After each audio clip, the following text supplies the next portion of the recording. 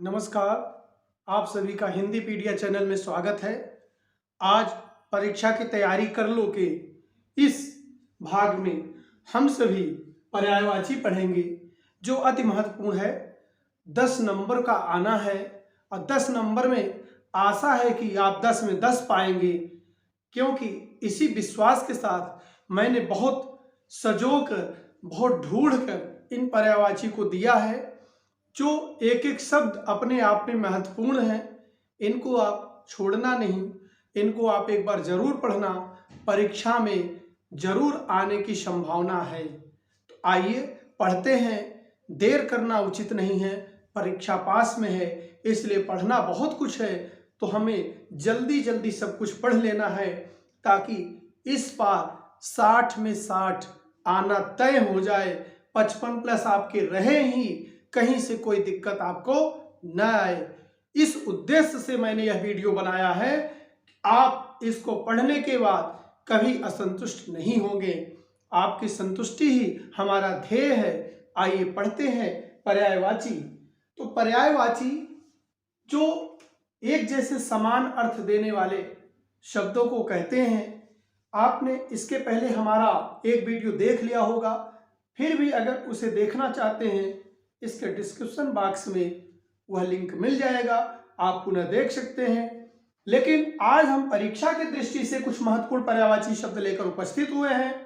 तो परीक्षा की दृष्टि से जो महत्वपूर्ण पर्यायवाची हैं, पहले आप यहां देख रहे हैं 17 पर्यायवाची मैंने लिखे हैं और 24 जो अगले वीडियो में हम लेकर उपस्थित होंगे। 24 अर्थात 41 पर्यायवाची ही पर्याप्त होंगे 10 नंबर लाने के लिए। यह 41 पर्यायवाची आपको पर्याप्त हैं 10 नंबर लाने के लिए।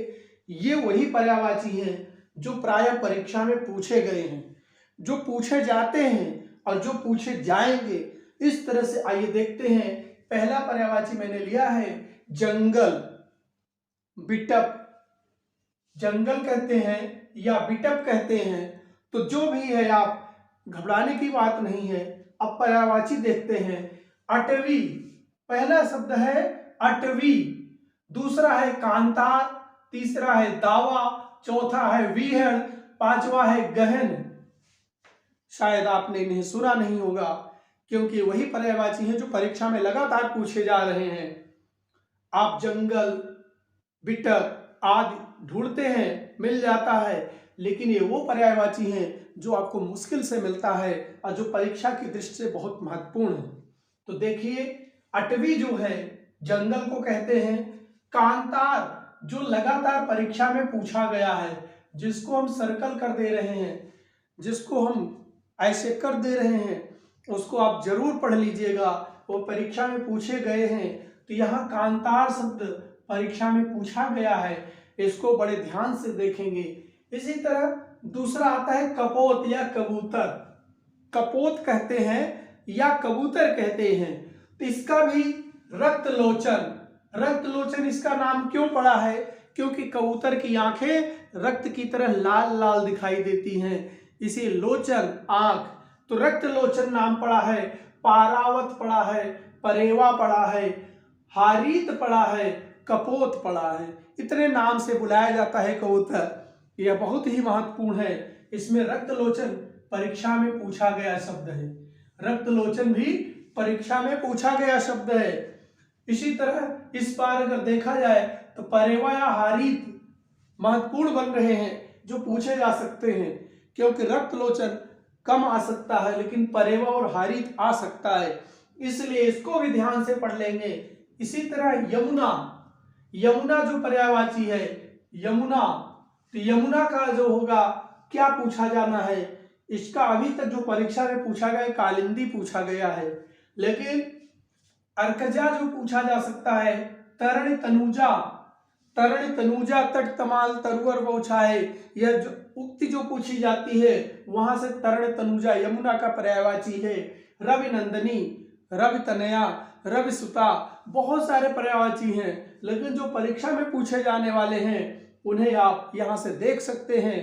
अगर यहां से आपको कम लगता है तो आप हरदेव बाहरी या वासुदेव नंदन या पूरन चंद की या पुनीत कुमार की, किसी की भी आप सामान्य हिंदी पढ़कर अन्य पर्यायवाची पढ़ सकते हैं। यहाँ आप सिर्फ ये देखेंगे कि जो आने वाले हैं मैंने उन्हीं को रखा है। आपको बहुत सारा याद करना पड़े उसे कम कर दिया है, ताकि आप कम समय में परीक्षा में अधिक अंक ला सकें। इस उद्देश्य से यह वीडियो बनाया है।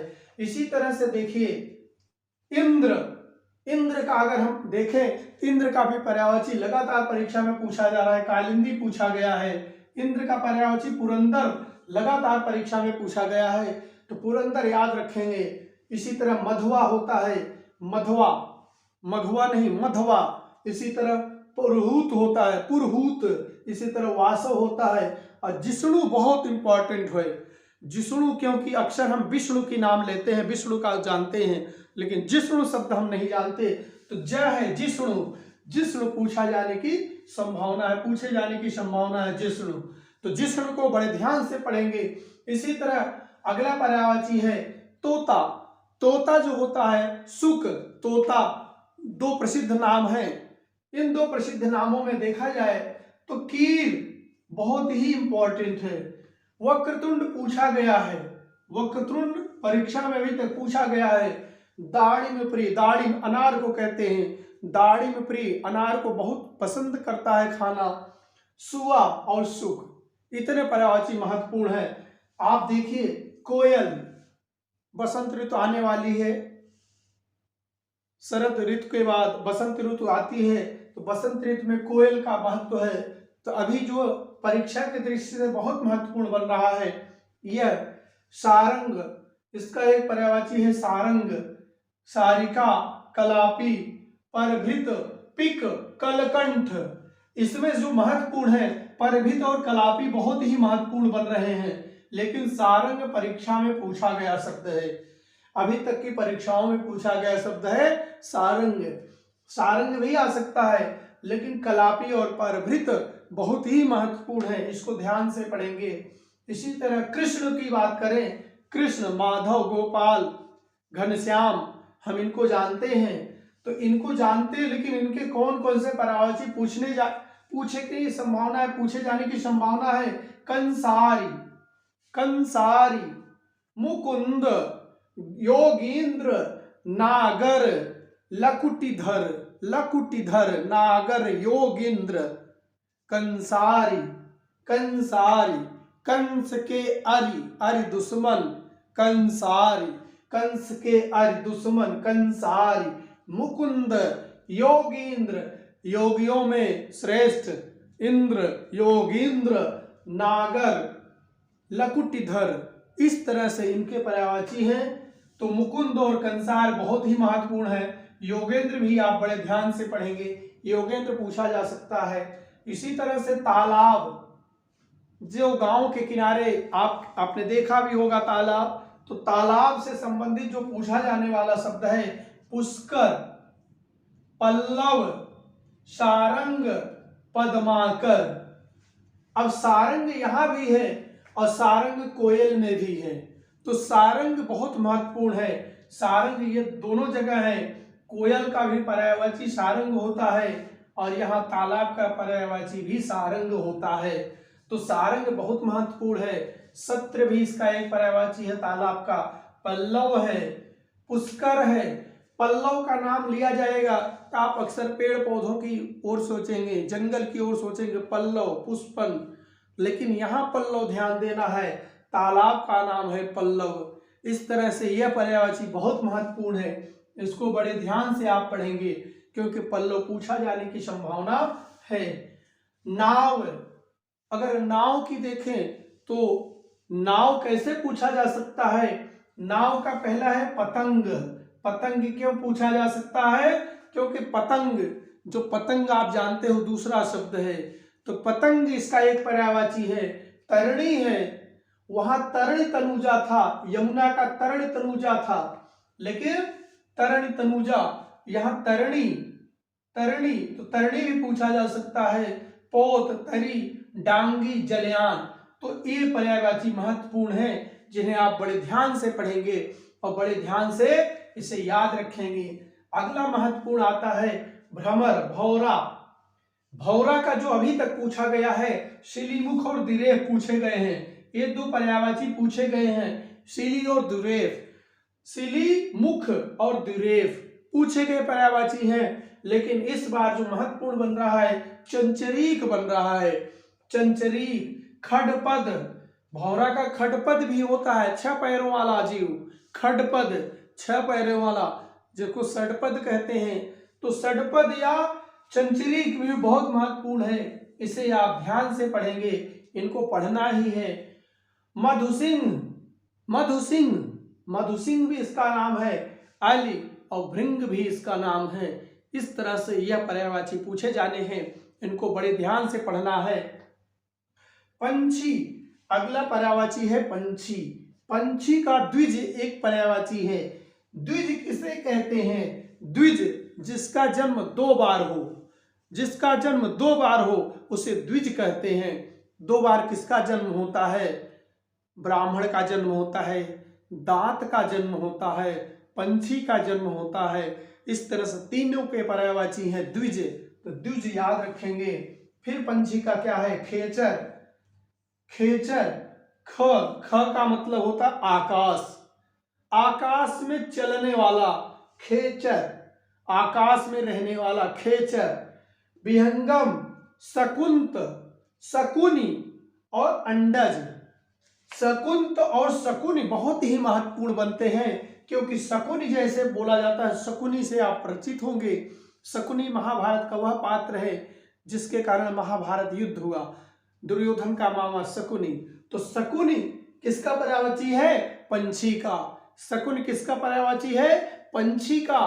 तो पंछी भी याद रखेंगे, क्योंकि पंछी को याद रखना है तो शकुन को याद रखिए। शकुन ने पूरा महाभारत कराया, पंछी ने भी पूरा रामायण कराया। कौन सा पंछी? जटायु, जटायु।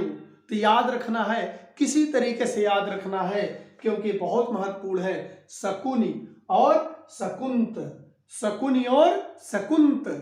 इस तरह से आगे आता है चांदी। चांदी जो धातु है, चांदी बहुत बहुमूल्य है। तो चांदी का जो मुख्य पर्यायवाची पूछा जाने वाला है, जात रूप, जो अभी तक परीक्षा में पूछा गया है। जात रूप, जात रूप अभी तक पूछा गया है। रूपक भी पूछा गया है। रौप्य, रूपा और कलधौत भी होता है। तो कलधौत बहुत महत्वपूर्ण बन रहा है, जो पूछा जा सकता है। इस तरह से एक और पर्यायवाची आपके सामने है, गधा। गधा, गधा अर्थात वैशाख नंदन। गधा, गधा अर्थात वैशाख नंदन, जो अभी तक परीक्षा में पूछा गया पर्यायवाची शब्द है। परीक्षा में पूछा गया पर्यायवाची शब्द है गधा, वैशाख नंदन। वैशाख नंदन क्यों कहा जाता है? वैशाख अर्थात जब धूप अधिक होती है, चारों तरफ घास सूख जाती है, हरियाली नष्ट हो जाती है, ऐसे समय गधा हष्ट पुष्ट दिखता है और बहुत तंदुरुस्त हो जाता है, क्योंकि वह सोचता है कि मैंने पीछे देखा मुड़कर, तो वह सोचता है कि मैंने सारी घास खा ली है। उसको आत्मसंतुष्टि मिलती है। इसी आत्मसंतुष्टि के कारण वह शरीर से स्वस्थ हो जाता है।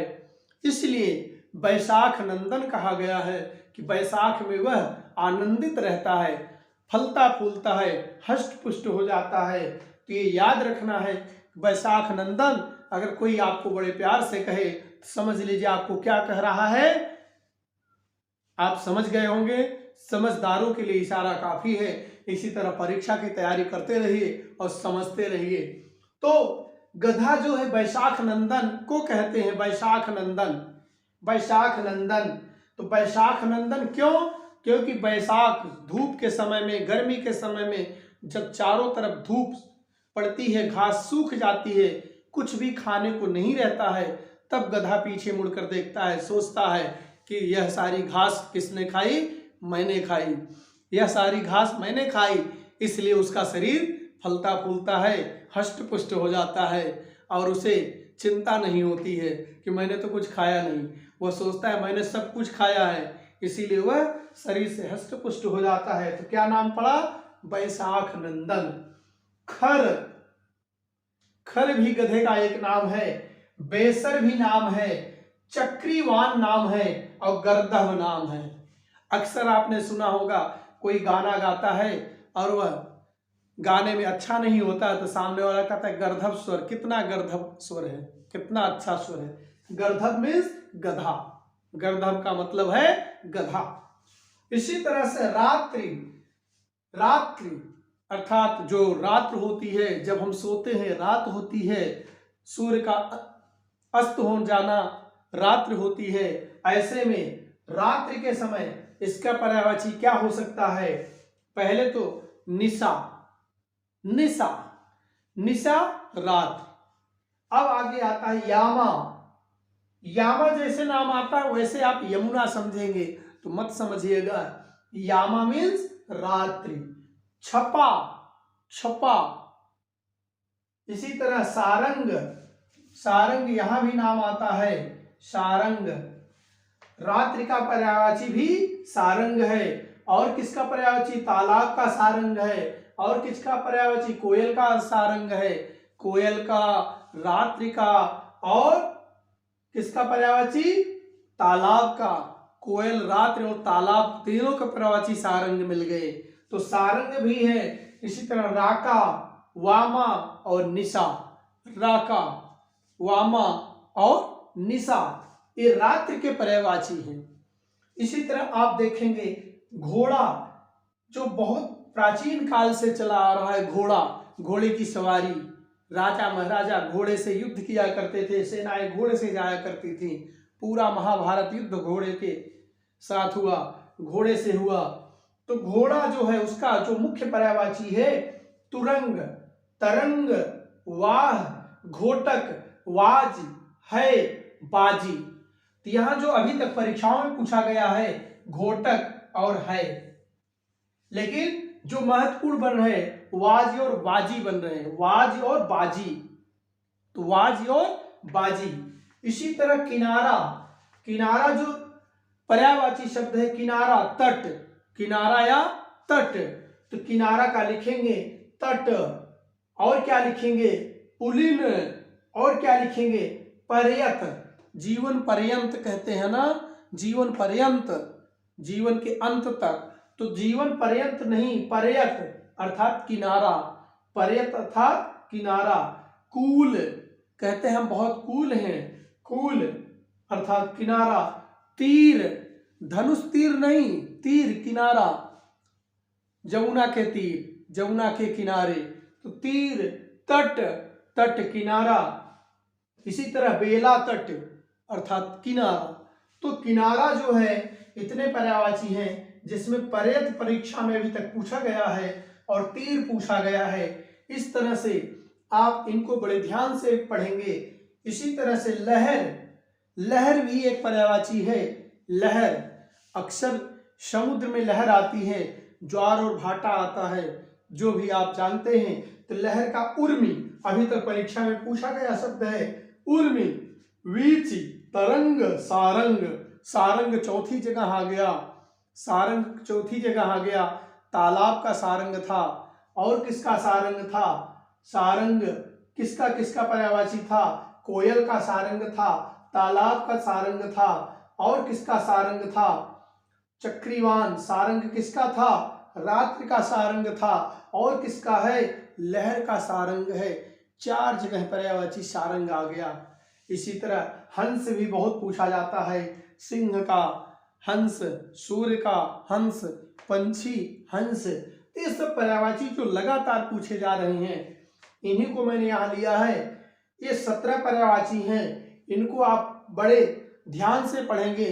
यहाँ से भी पढ़िए, अगर आपको लगता है कम है थोड़ा और किताबों से भी पढ़ सकते हैं, लेकिन इनको पढ़कर ही जाइएगा। ये बहुत महत्वपूर्ण है, परीक्षा की दृष्टि से बहुत महत्वपूर्ण है। इसके अतिरिक्त जो अगले वीडियो में लेकर उपस्थित होंगे हम, उसको लेकर उपस्थित होंगे गंगा, यमुना, जल, कमल, बादल, सोना, बाण, झंडा, अग्नि, लक्ष्मी, सरस्वती, पान, देवता, हनुमान, लक्ष्मी, अग्नि, वायु, पृथ्वी, कुबेर, कामदेव, चांदनी, भैंस, यमराज और नदी। इस तरह से अगले वीडियो में हम लेकर उपस्थित होंगे। अगले सेशन में मिलते हैं। आज यहीं तक। धन्यवाद। जय हिंद, जय भारत।